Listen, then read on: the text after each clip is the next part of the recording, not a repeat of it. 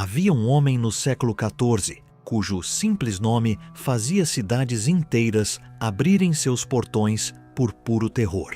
Um homem que construía torres com os crânios dos vencidos e regava a terra com o sangue de milhões. Não era um bárbaro sem cultura. Era um estrategista brilhante, um amante da arte, um devoto religioso. E foi exatamente essa contradição que o tornou o ser humano mais devastador de sua era. Seu nome era Timur. O mundo o conheceria como Tamerlão, o Coxo de Ferro. Nascido em 1336 em Kesh, uma cidade próxima a Samarcanda, no atual Uzbequistão, Timur cresceu num mundo fragmentado, onde o antigo Império Mongol havia se partido em pedaços e os clãs turco-mongóis disputavam cada palmo de terra com faca e sangue. Desde jovem, Timur demonstrou uma obsessão: reconstruir o império de Gengis Khan. Não apenas imitar, superar. Ele se via como o escolhido do céu, o flagelo enviado por Deus para punir um mundo corrupto e reconstruí-lo sob sua ordem. Tamerlão não nasceu no poder, ele o tomou. Nas décadas de 1360 e 1370, através de uma série brutal de alianças, traições e guerras, foi consolidando seu domínio sobre a Transoxiana, a região entre os rios Amudária e Sirdária. Em 1370, eliminou seu último rival e cunhado, Hussein, e declarou-se soberano supremo. Mas aquilo era apenas o começo. O verdadeiro Tamerlão ainda estava por emergir. Sua primeira grande campanha foi contra o Kanato de Chagatai, ao leste. Ali, Tamerlão estabeleceu o padrão que repetiria por décadas: velocidade desconcertante, inteligência de combate brutal e uma política clara. Quem se rendesse seria poupado. Quem resistisse seria aniquilado até o último ser vivo. Não era crueldade aleatória, era crueldade calculada, transformada em arma psicológica de precisão cirúrgica. A Pérsia foi o próximo palco. Entre 1380 e 1385, Tamerlão varreu as províncias persas como uma tempestade de fogo. A cidade de Isfahan viveu o episódio que definiria para sempre a imagem de Tamerlão na história. Após uma rendição inicial, os habitantes se rebelaram e mataram alguns de seus soldados. A resposta foi gelada e metódica. Tamerlão ordenou que cada soldado de seu exército trouxesse um número específico de cabeças cortadas de civis. As cabeças foram então empilhadas em torres macabras ao redor da cidade. Testemunhos de pedra e osso visíveis por léguas. Estima-se que 70 mil pessoas morreram em Isfahan naquele dia. As torres de crânios não eram apenas crueldade, eram uma mensagem arquitetada para ecoar pelo mundo. A Mesopotâmia, o Iraque e a Síria vieram a seguir.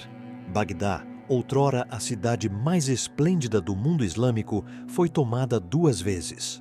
Na segunda conquista, em 1401, Tamerlão ordenou o massacre em massa da população. 90 torres de crânios foram erguidas ao redor da cidade destruída.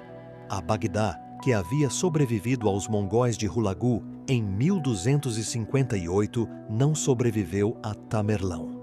A cidade levaria séculos para se recuperar. No norte, o poderoso Khan Toktamish, da Horda Dourada, representava uma ameaça crescente e uma afronta pessoal, pois Tamerlão havia ajudado Toktamish a subir ao poder. A traição não seria tolerada. Em 1391, na Batalha de Kondursha, e novamente em 1395, na Batalha do Rio Terek, Tamerlão destruiu completamente as forças da Horda Dourada. Ele então marchou pelo território inimigo, incendiando cidades comerciais vitais, Sarai, Astrakhan, golpeando não apenas o exército, mas a própria espinha econômica do inimigo. A Horda Dourada jamais se recuperou. O colapso dela abriu o caminho para a ascensão da Moscóvia e, por consequência, da Rússia moderna. Tamerlão mudou o curso da história europeia sem nunca ter entrado na Europa. A campanha na Índia, em 1398, foi talvez a mais brutal em termos de velocidade e escala de destruição. Atravessando o Hindu Kush, com um exército que incluía elefantes de guerra capturados, Tamerlão chegou a Delhi, então governada pelo Sultanato de Delhi. Antes da batalha decisiva, seus generais apontaram um problema. Os prisioneiros indianos, capturados durante o avanço, estimados em até 100 mil pessoas, representavam um risco se rebelassem durante o combate. A solução de Tamerlão foi imediata e fria. Todos foram executados em questão de horas. A Batalha de Delhi foi uma carnificina unilateral. A cidade foi saqueada e destruída tão completamente que levou um século para voltar a ser habitada com densidade. Tamerlão partiu com elefantes carregados de ouro, pedras preciosas e artesãos capturados, levados a Samarcanda para embelezar sua capital.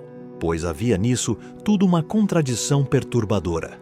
Enquanto destruía civilizações inteiras, Tamerlão construía Samarcanda com uma obsessão quase poética. As mesquitas, os mausoléus, as madraças que ele erguia eram financiadas com o saque de mundos inteiros. Arquitetos, artesãos, poetas e cientistas arrancados de Delhi, Bagdá, Damasco e Isfahan eram transportados para sua capital e forçados a criar obras de beleza eterna. Samarcanda tornou-se uma das cidades mais esplêndidas do mundo medieval, construída sobre um oceano de sangue. O confronto final com o Império Otomano foi o clímax de sua carreira.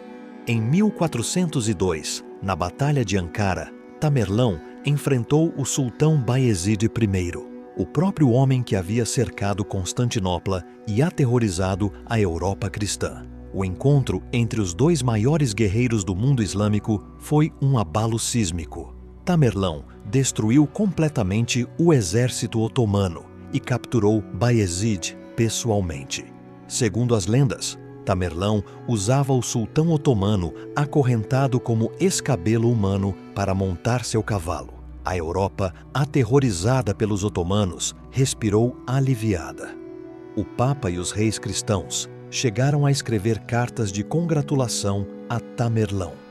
O mundo havia virado de cabeça para baixo. Tamerlão morreu em 1405 enquanto marchava para sua conquista mais ambiciosa, a China dos Ming. Com quase 70 anos, doente e consumido pelo frio do inverno da Ásia Central, seu corpo finalmente cedeu onde nenhum exército havia conseguido pará-lo. Foi enterrado em Samarcanda, no magnífico mausoléu Gur-e-Amir, que ele mesmo havia mandado construir. Em 1941, o antropólogo soviético Mikhail Gerasimov abriu seu túmulo. Sobre o sarcófago, encontrou uma inscrição: "Quando eu ressurgir, o mundo tremerá." 2 dias depois, Hitler invadiu a União Soviética. Tamerlão matou entre 15 e 20 milhões de pessoas, cerca de 5% da população mundial da época. Destruiu impérios, redesenhou fronteiras e reconfigurou o equilíbrio de poder de um mundo inteiro. E, ao mesmo tempo, deixou para a humanidade algumas das obras arquitetônicas mais belas já criadas.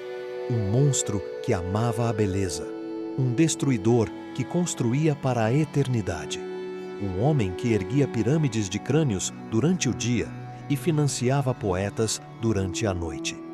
Tamerlão não era simplesmente cruel, era algo muito mais perturbador. Era humano.